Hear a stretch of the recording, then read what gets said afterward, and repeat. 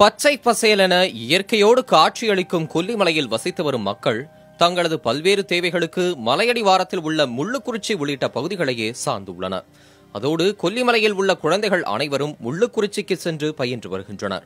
பள்ளி நேரத்தில் போதிய பேருந்து வசதி இல்லாததால் அவர்கள் தினமும் சரக்கு வாகனங்களில் பயணிக்கின்றனர். 4 கொண்டை ஊசி வளைவுகளை கொண்ட அந்த மலைப்பாதையில் தினமும் தங்களது உயிரை பணயம் வைத்து பள்ளி சென்று வருவதாக அப்பகுதி மாணவர்கள் தெரிவிக்கின்றனர். காலை 7 மணிக்கு கிளாஸ்க்கு வரேன். அது சாயங்காலமாக போகிறதுக்கு 7-8 மணி ஆயிடுது. அதனால எங்களுக்கு சாயங்காலம் பஸ் விடணும். எப்படி போற? ஆட்டோவில் போகிறேன், தொங்கிட்டும் போகிறேன். அதுக்கு எங்களுக்கு சாயங்காலமாக பஸ் விடணும் 6 மணிக்கு.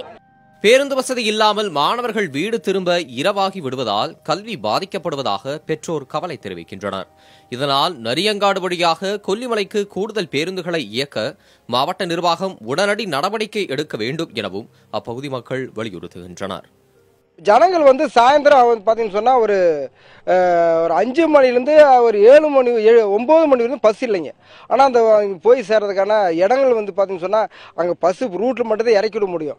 ஆனால் அங்கிருந்து அந்த ஜனங்கள் 4 கிலோமீட்டர் 3 கிலோமீட்டர் அந்த நைட்டில் அந்த பாதையில் ஒத்தடி பாதையில் நடந்து போட ஒரு அவல நிலை இருக்குது.